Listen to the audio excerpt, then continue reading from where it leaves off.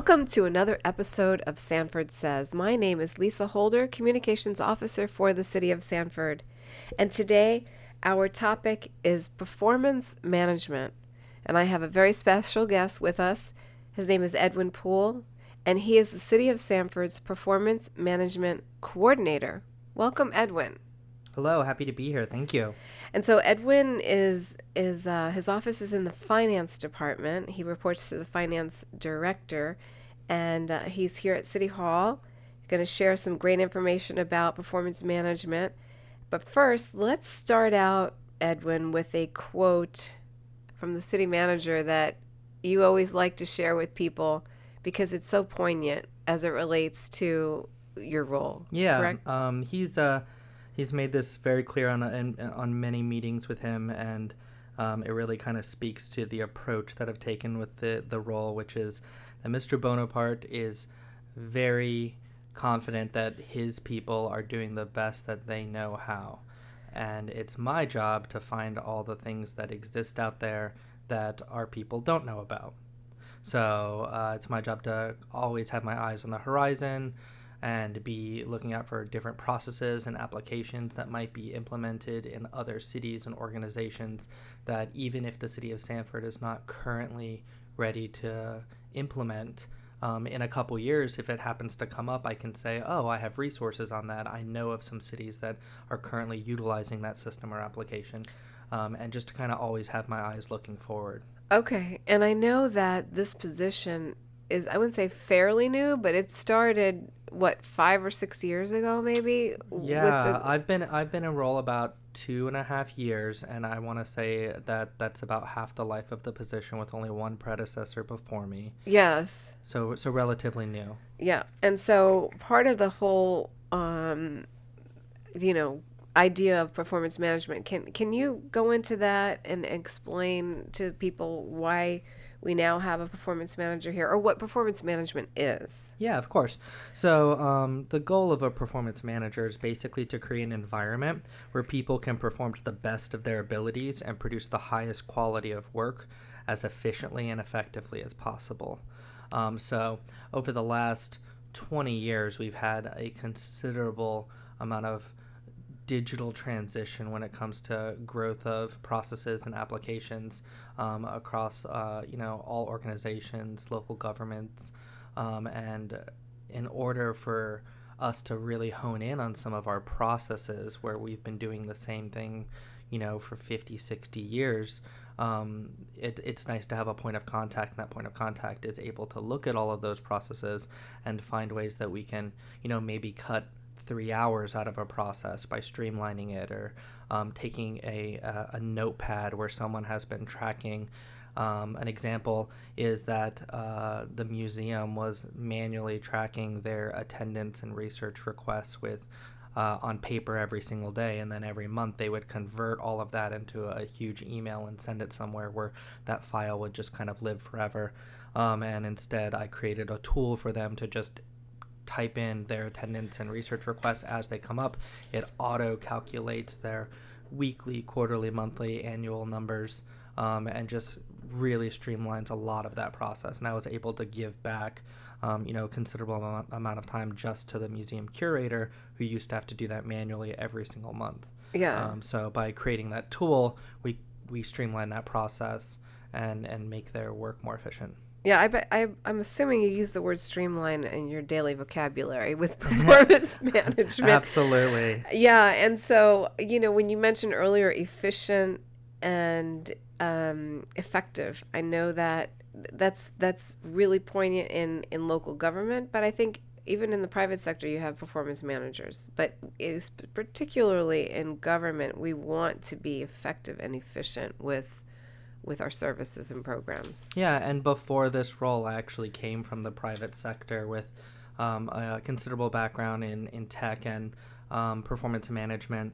So that was one of the things that I think made me a good candidate for this role, is being able to, kind of come in with that digital transformation mindset, and try and help the city not necessarily improve, but just make their lives easier by showing them some processes that they might not have known were out there.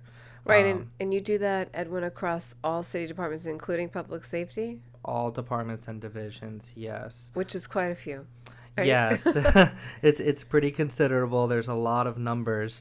In fact, a lot of my day is just spent on webinars, conferences, leadership summits, opportunities for me to just be present and just kind of be an information sponge where I can then forward along information to the different directors and supervisors.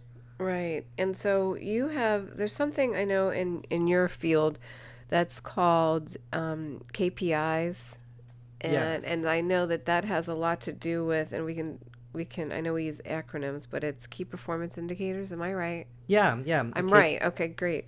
And so that's relative. It's important because those KPIs are relative to the city's budget.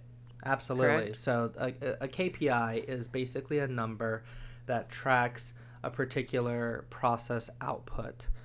So that could be something like the number of gallons of gas that the fleet uses annually. That could be the number of speeding tickets that are issued by the police department. That could be the number of acres that are managed by Parks and Rec. And all of those things are tied into, the budget at the end of the day. Even working, closely with you, Lisa, when it comes to, looking at our social media and all of our new followers and things like that. Those are all KPIs and numbers. And across the city, we have over 800 unique KPIs across all divisions and departments. So in order for me to, deliver on Mr. Bonaparte's expectations of finding where we want to go, I really have had to focus on learning where we currently are. Correct. And that's basically finding where all that data lives. So across all different divisions and departments, there's tons of different applications and platforms where people are, submitting this information, whether it's a utility bill payment or a question about the water distribution or anything like that. That's all counted in a different platform somewhere along the city. So I either had to create ways that things were tracked or find where that information lived. Right. And so technology and performance management go hand in hand in this day and age. I'm sure that helps you with digitizing processes like you had mentioned. And I just want to say that we have KPIs for this podcast even. Yeah, absolutely. The number of downloads, the number of streams, the number of just listens in general. And that's something that in order to show that this podcast is, going strong and has increased the number of followers and listeners, you can't really measure your success unless you can see growth year over year, and that's how you see that is with those measurements. Yeah, and we thank you, our listeners, because we do see it growing and we see the increase in downloads since we started this podcast. I think it was 2019. So back to this topic, what about the word consortium? It sounds so fancy. What is that, and how does that relate to performance management and even benchmarking? Yeah, so the city of Sanford is a member of the Florida Benchmark Consortium, and the Florida Benchmark Consortium is the largest intrastate organization of municipalities in the entire United States. And it has over 50 cities and counties across the state of Florida that annually submit all of their KPIs. And what this allows us to do is something called benchmarking. And that allows us to compare our city to another city that is comparable in particular metrics. So if I wanted to look at our population versus the number of police officers we have, and then take that ratio and compare it to another city, and we can see that our crime rates are lower because we have a certain ratio of officers to versus our population compared to another city, then that reinforces the fact that we're making the right decisions when it comes to budgeting for our headcount. Okay. And then it also gives us that line of sight where if I can see that a city is performing particularly well in a metric, I can reach out to that organization in that city and I can say, hey, what are you doing to be as as efficient as you are Mm-hmm. with this process? And I actually have a point of contact in each of the Seminole County cities that I can reach out to, and have asked for best practices and things that they're doing in order to make some of those numbers look the way that they do. So that Florida Benchmark Consortium is a really useful tool. They provide us with an annual report that then I send out to all of our directors and senior management here at the city. And it provides that line of sight so that they can just, look up how we're doing compared to other cities. Yeah, and when we talk about line of sight, is this information publicly available? Will we have a dashboard for public view at some point? Because there's a lot of work that goes into this. Yes. And so one of the best ways that you can present data is by visualizing the data in a dashboard. We're currently working on getting all of the departments tied to specific unique dashboards with their KPIs. I've sat down with most of the supervisors and directors in the city to determine their specific KPIs that they want to focus on and have highlighted in a dashboard. And we're hoping that by the end of this year, we'll have that public facing on our website. We'll have dashboards available. And the main reason for that is we want to create that transparency with our citizens so that they can see, I'm curious, how much gas do we use? And especially right now, gas is a kind of a huge talking point, and it's very interesting to see. And if we see shifts from year to year on how much money we're spending on gas, like it's definitely valuable information when we move into our budget season. So the idea is to create that transparency with our citizens, that they'll be able to have access to that information as well. So hopefully this year, be on the lookout on our website. Okay. Yeah, and then you did say earlier about the KPIs in regards to the city budget, because that's presented also in our budget. It is in the budget book. In the annual budget book, that's actually what I'm working on currently.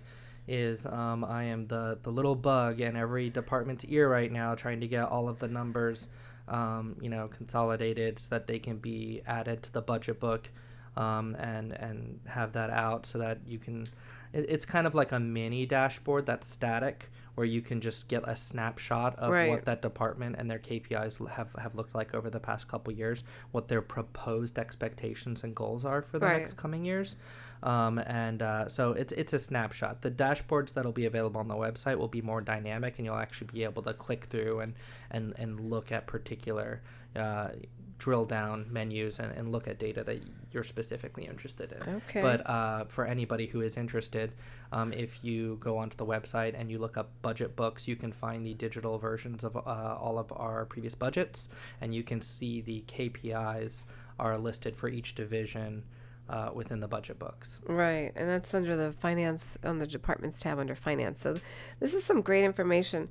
Is there anything we should more to discuss about this at this time? Do you have anything else to add, Edwin, about performance management? I think that the biggest thing that I'd like to try and get within the city's culture is the concept of a growth mindset. And that's where not necessarily taking that a process that you've been doing for 50 years is incorrect in any way, but just being open to new ideas and ways that maybe another city might have implemented something that we can try and get set up in our city. So just being open to change, and I think that's especially as we move into hiring the next couple generations into our workforce. They're used to being on digital platforms. They're used to having if you hand someone who's just coming out of high school or college right now a pad of paper and ask them to count something, they're gonna think that we are a little outdated, Right. and we want to make sure that we're ready to employ them and update our workforce and be ready Right. for them. So it's just that idea of a growth mindset, and that's something that I really want to get implemented here at the city of Sanford. And Mr. Bonaparte and the directors and the commissioners are all for that digital transition and trying to get the city moving at a rate where we can see ourselves progressing towards that dynamic future with the digital transition. Yeah, and I could see that. And I know a lot of this is backed up by data. It's when you present this. So it's if you see another city too that's doing something in a different way, the data is backing it up, and so it could be very successful. So Mhm. you're right. Get with the open mindset is something to mention. So is there anything else besides that? I mean, we've covered a lot, and I think that this is great that you typically behind closed doors here at the city, you don't interact. Like there's several departments in the city of Sanford that people can see publicly out, police, fire, public works, all of that, parks. But there's a lot going on behind the scenes inside City Hall, and people are working very hard, very diligently at their desks, doing things that improve the city of Sanford and Absolutely. help us provide these great services for our residents and our visitors and our business owners. So thank you for that. Thank you. And I'm glad we finally got you on the show. Yes. Schedules are busy. And so great, Edwin. I appreciate all that you do for communications and all the statistics and data that comes behind that and all the analytics. Helping with that is wonderful. I appreciate all you do, Lisa, to try and provide that point of contact between us and our citizens across all of our social media platforms and all of the things that you do. So thank you. You are a huge partner for me in the city, in my dream of kind of connecting the dots between the city and our citizens with that information. So I look forward to continuing to be a partner with you. Sure, we'll work on that. Thank you for listening. This is Lisa Holder, Communications Officer for the City of Sanford, and you could find this podcast wherever you listen to your favorite podcasts and also on the city website at sanfordfl.gov. Until next time, stay tuned. Thank you for listening. Bye-bye.